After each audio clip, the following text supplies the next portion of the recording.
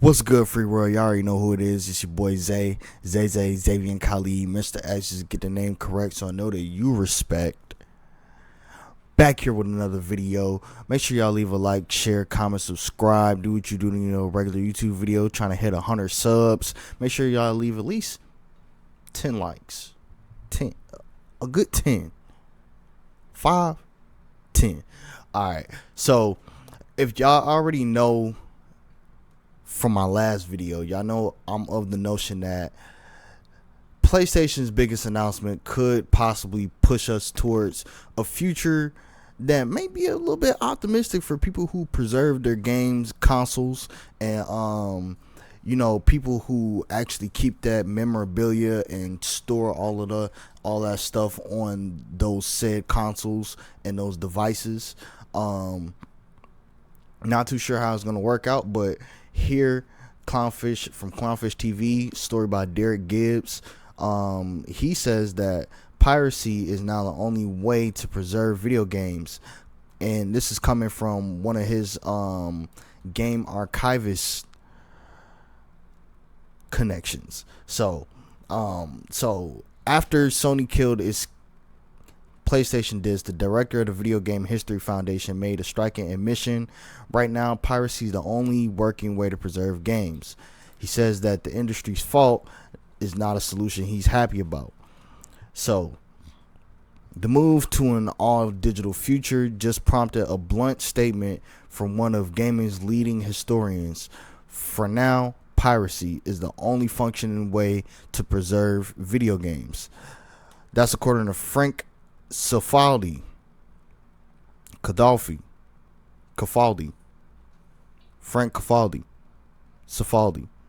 director of the Video Game History Foundation, and lays the blame squarely on the gaming industry itself.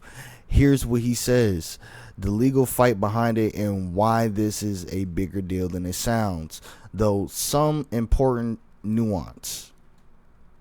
So there's going to be some nuance to this article, but first off, I want to say that I don't think that the PlayStation is going anywhere. I don't think that physical game discs, they were already becoming very, very obsolete. So and I know in my last video I said that Steam was going to be kind of obsolete, but that's besides the point. I didn't mean it in a way to where Steam, or did I post that? I think I redid the video and I said something else, but I was trying to make a statement to where I was saying that Steam itself, doesn't have any like exclusives or anything like that, and all of it is working on the back of Xbox and PlayStation. And its indie games are great, but it doesn't have any real standout exclusives to make people not buy consoles. So I think the same is to be said about PlayStation. Like, PlayStation has a not with the Steam part, but as far as the opposite is to be said about PlayStation, actually. Excuse me, I'm just waking up from a nap, so PlayStation in a whole is basically going to be one of those consoles to where if you invest in these consoles, you're going to be setting yourself up for the future, because none of these games are going to be available. Somebody's going to buy a PlayStation, get all the exclusives, and if you don't own those exclusives, then you're not investing into yourself. It's going to be your own personal. It's going to be like a crypto market. Like, you're going to be looking for these games so many years down the line, and the only way you're going to have to be able to buy it is if you buy a full console, because it's probably not going to be on the market. The PlayStation Store probably isn't going to be working for that console anymore, but it's going to be downloaded directly to that PlayStation without the store support. So, what is Spark? Let's start with the trigger, which ties into a much bigger story. On July 1st, Sony confirmed it will stop producing physical PlayStation discs for new games in 2028, going all digital. And it included plans to shut down the older PS3 and PS Vita digital stores. For preservationists, That combination, no disc and shuttered digital storefronts, is a nightmare. It means some games could become legally impossible to access at all.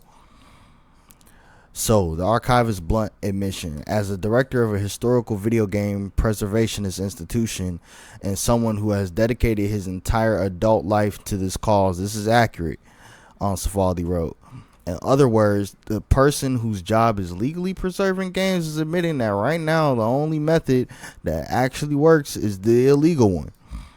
We have attempted to work with the industry's trade organization to find a legal path forward, he said, but they refuse to offer a meaningful alternative, which means that there's really not going to be, they're going all in. PlayStation is betting on themselves on this one to drive the game industry forward. And we're seeing that the PS3 and the PS Vita PlayStation Store is going away. So you're not going to be able to buy games for that at all unless it's the disc. So pretty much after the life cycle of these consoles is gone, that, you know, the value is pretty much gone from the stopping point of to where they stop servicing the PlayStation Store for that console. So you can have a bunch of games, or what you should be doing is buying as many games as possible for that console. So when the next cycle and the next cycle and the next cycle, and then it's 10, 15, 20 years down in the future, and then you still have this console, you're able to open it up and you're like, hey, I remember this game, you can't get this game anymore, or maybe I can make a little bit of money off of this game, but because it's been in, like, there's gonna be so many hits like GTA 6. If you don't buy GTA 6, imagine how many consoles that's going to have GTA 6, and then there's not going to be a GTA 6 anymore. Imagine how many PlayStations that you're going to be able to sell. Bro, it's going to be, I'm telling you, it's not going to be as, like, big of a doom as we're thinking it is if you invest into this wisely.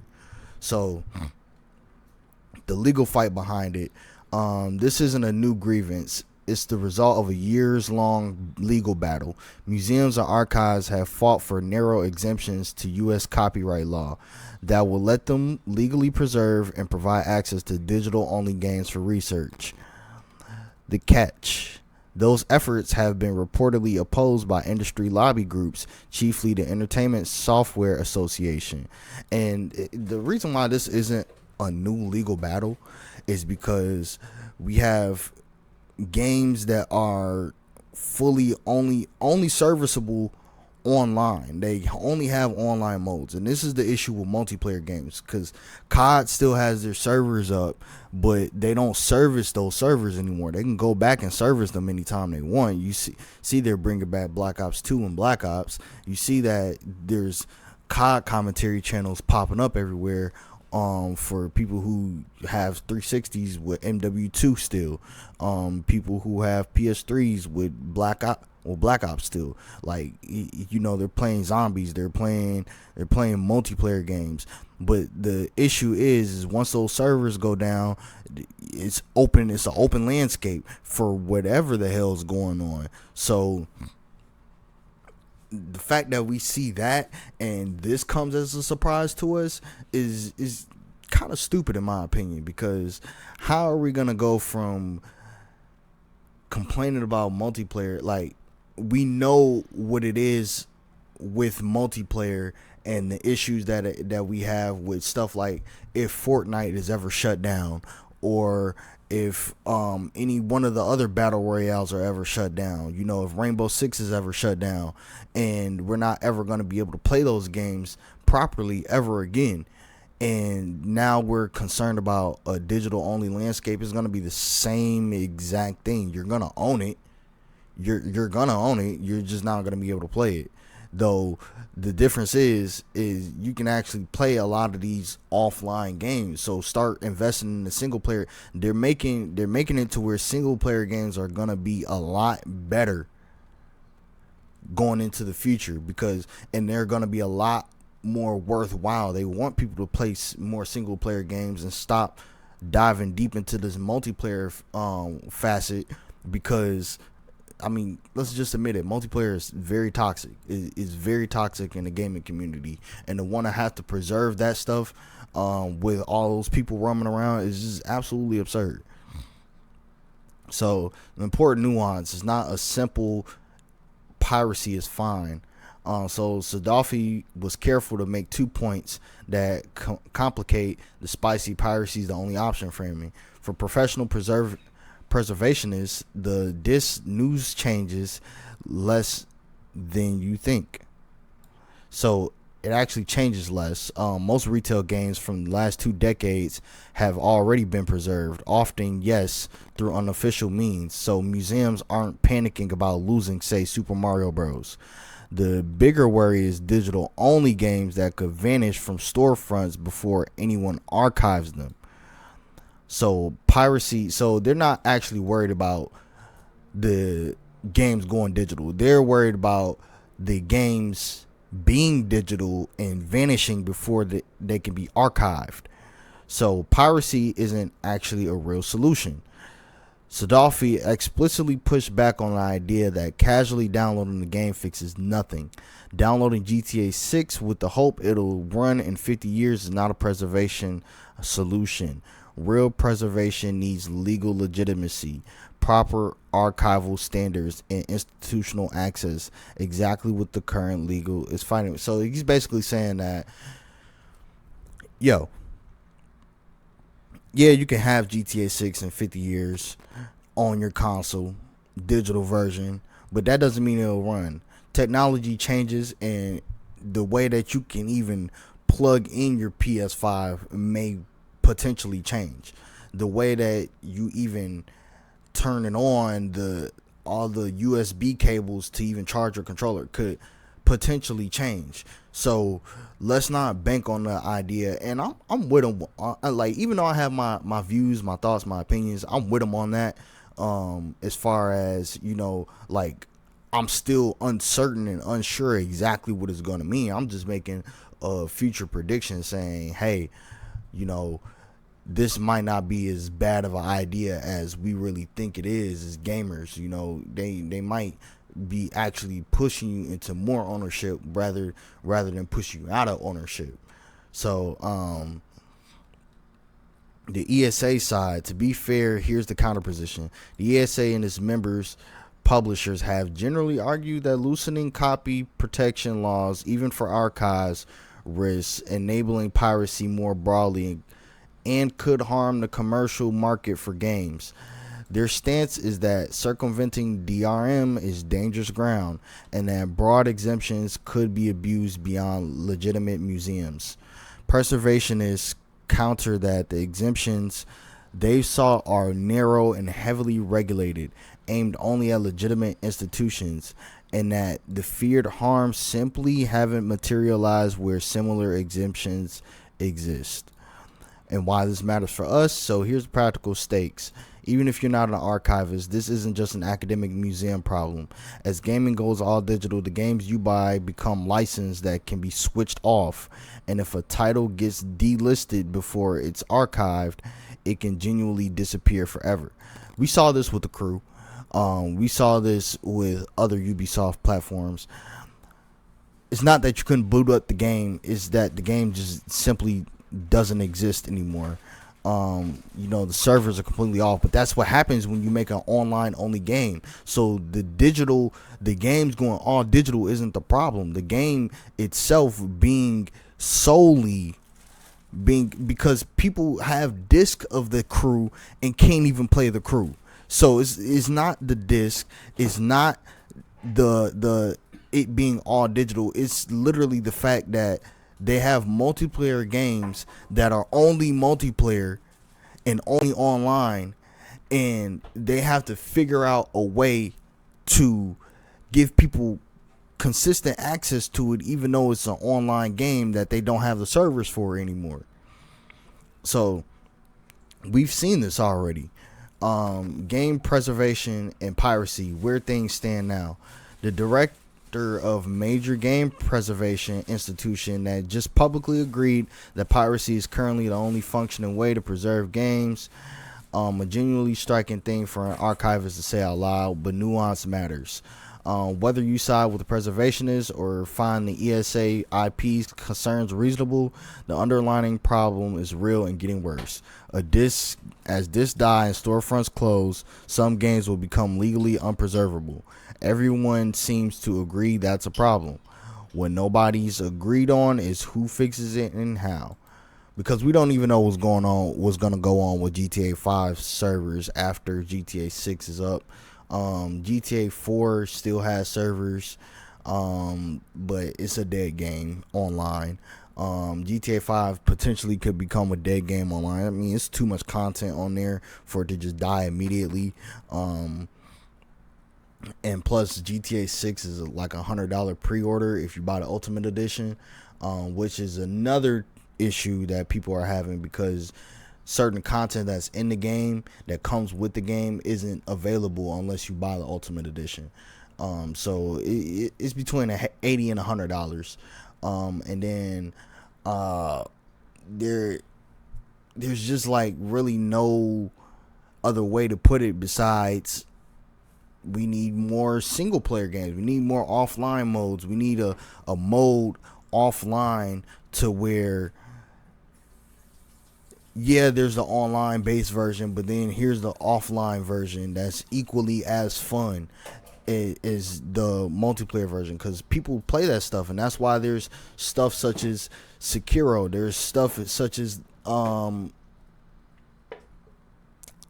name haunts me. It haunts me at night. But I was gonna say Lord of the Rings, but that's not what I was talking about. It was another Souls-like game. But even Dark Souls, Demon Souls, you get what I'm saying? You got Wukong, you got freaking Spider-Man, you have the new games coming, the Resident Evil games. You have damn, what is that game? I'm gonna sit here for a little minute. Elden Ring, that's what it's called. Elden Ring. You have all these games that are great on their own, and that studios are putting a lot of time into, and people are actually playing. It's just the fact that people can't play with their friends, and that's the thing about multiplayer games. It's an ever-changing landscape. You're always gonna have to go and buy that new game because the old game doesn't work. 2K has been doing this for years, taking their servers off, and then halfway through the life cycle of the new game, they turn the servers off for the old game, and then you can't play it anymore, and you can't even get your my player back. And that's